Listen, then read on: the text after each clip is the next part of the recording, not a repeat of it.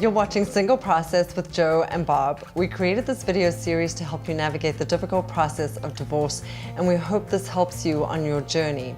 Our episode today is on co-parenting post-divorce. So just because you get divorced does not mean you don't get to see your ex anymore. You're still trapped with him all the time. You're still trapped. He reminds me of that all the time. But yes. it really is in your best interest to parent together in the right way. Absolutely, right? And definitely best for the kids. Yes. We need some help in this regard. We're going to get it. We're going to get it from Trevor. So Trevor Mullineaux is with us. Trevor is a licensed family and marriage therapist who is actually the author of a book called Blending Families, Merging Households with Kids of Ages 8 to 18. So she should be the perfect expert. Thank you for being with us. Thank you for having me. Welcome, Trevor. Okay, so start us off, if you could, with what is the way to make a successful co-parenting plan? And this is important, really, really important. Yeah. And just as you're saying, you are not going to get rid of your ex. You really do have to be a team. And number one is making the kids the most important thing of all of this and their emotional well-being. Yeah. So it behooves all of us to really put our stuff aside, really focus on the kids' well-being. So hard. Really hard to do. Really hard to do. Really hard so to give do. us some tips Yeah. in that direction. Yeah, What are we so- trying to ensure the kids You know are what? feeling I through think this? start out with a mission statement, actually, a co-parenting mission statement that says, we want our children to be well. We want them to have good grades, to be good people, to be kind, to be well-adjusted, to be emotionally resilient. Why would you suggest that? That's interesting. Because then you both have a set of goals that are clear and together and you're the same page. I mean, companies obviously Simple. use that. Okay. Right. Why can't we do it as co-parents? It's the business of running a family. Exactly. Okay, I like it. Exactly. And then you set up some criteria. We're going to be kind. We're going to be respectful. We're going to pay whatever had to be paid on time, return the gear on time, kids on time, all these basic things. We promise to do this in a way that makes it as simple and emotion-free for the children as possible. Okay. Right. So my ex is always suggesting that we have like every few weeks or once a month all together as a family, a meeting. I never want to do this. I mean, but I know. is it a good sounds idea? Terrible. I think so, but I also think you two together, kid without children, really, if you're able to, again, if there's a lot of bad emotions between you, I get it. But if you can be those two amazing people, you sit down and you just go over, how is, Johnny doing? How is Susie doing? How are the grades? What could we be doing a little differently?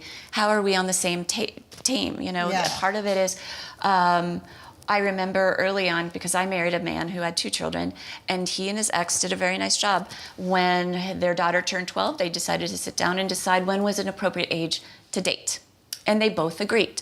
Interesting. Well, so if you can come to some sort of consensus, what happens with, just segueing off a totally random point, with holidays? Some people have this idea that we can still celebrate birthdays together, we can still celebrate holidays together. I feel like that's a little fake. Like, you're divorced. Well, there's a real balance between boundaries, which is you're creating your new family and you're going to have rituals with your new person, and they're going to have their rituals as well. So hopefully in your parenting plan, there's an agreement of who has Christmas, who has Hanukkah, who has this and that, and maybe it rotates yearly, and you have it pretty set up nicely.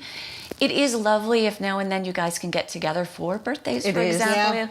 Yeah. Especially little kids love it. I know. They really love it. It looks great for them.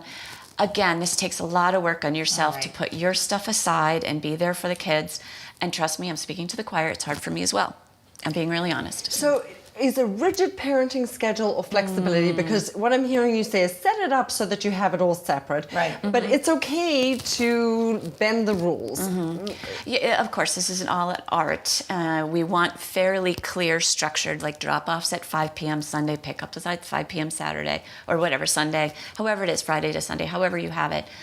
And sometimes you need to be able to work with your partner. Somebody's going away, somebody has a business trip, somebody's parent dies somewhere far away that you have to drop everything and need help. Very dynamic. Everything changes all the time. Yeah, and again, this comes from being respectful to one another and not throwing the other one under the bus, not throwing your ex-spouse's new partner under the bus. Yeah. As long as we can have a system where everybody's pretty kind to each other, we can actually do a really good job. So what do you? Yeah. Sorry, but kids like predictability. Is that what I'm hearing? Yes, from this? especially the younger ones. If it's very clear, Friday drop off, whatever your schedule is, you stick to that time. They know when it is, and drama-free transitions.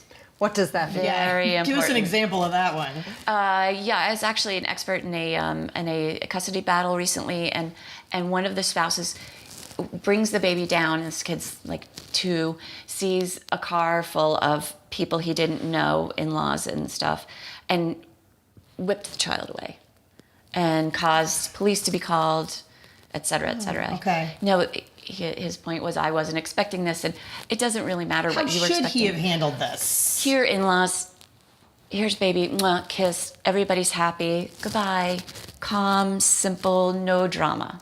No drama. And then follow up with a question if you're uncomfortable, maybe, but not in front of the kids. Not in front of the kids. Okay, so that's what I was going to ask you. Exactly. So what if somebody blows the schedule and is very Right. disrespectful of your... Yeah, that's bad, and you have to call them out and say, excuse me, but if our goal is the children are supposed to be emotionally safe, we make these transitions as smooth as possible, because it's really tough on these children from one house to the next house. Yes. And no matter what age they are, it's really painful, especially younger ones. So clean, simple, pretty scheduled, yes. As they get older, you have to be a little bit more dynamic, as you say, and adaptable, because they have sports events and friends, and it gets to be a little bit more difficult. Yeah, plus you want to give them some say and empowerment probably in the process, I can think. Exactly. One of my biggest things is our kids need to have safe attachment. And that means that they need to feel safe and connected with each parent. And if you think your child should be more loyal to you than the other parent, you're putting your child in a terrible predicament. Especially if you say, your dad is such a bad person, he did this and he did that. You're telling your child half of them is bad. We keep hearing this, that undermining the other parent backfires on you. Exactly. It's bad for the kids, but it backfires on you. Bad. And now judges are starting to really understand what parental alienation is, and that's when one parent really maligns the other one, keeps the kids away from the parent, the other parent. It's terrible for your child. Your child really does need to develop a relationship with both parents, and you need to support that, and you need to be loving and, again, kind and respectful. Don't trash your ex. Don't do it. Hard to do, but shut your mouth. Hard to do, and I'm not perfect, and if you mess up... I think you are. But really, you know, if you find yourself doing it, just slow down, stop, give yourself a little compassion. You need to vent, call your girlfriend, call your therapist. Good idea. But you really want to keep that stuff outside of the relationship with your children. Such a smart reminder. Such good advice. I'm going to have to watch this over and over and over again. I really struggle with it. And I want to think I'm doing this so well, but I really have made mistakes. I think one of the biggest pieces is compassion. Start with that. We're all starting in these co-parenting situations from a place of loss and pain. And if we can understand that we're all going through all this stuff, and if we can really care about ourselves, love ourselves, say, you know what, you're doing the best you can. Do better tomorrow. We're going to, you know what, we may mess up now, but it's okay. We're going to do better. And you know what, if you mess up and you say to your child, I probably should have zipped it on that one, the child is learning a whole lot of good stuff, right? There's always room for an apology. That you take responsibility. It's a teaching moment. I hate teaching moments. And it is. I hate that expression. This is awesome, Thank you so much, Trevor. Oh, thank you for having me. So for more information on co-parenting and doing it the right way, please log on to singleprocess.me.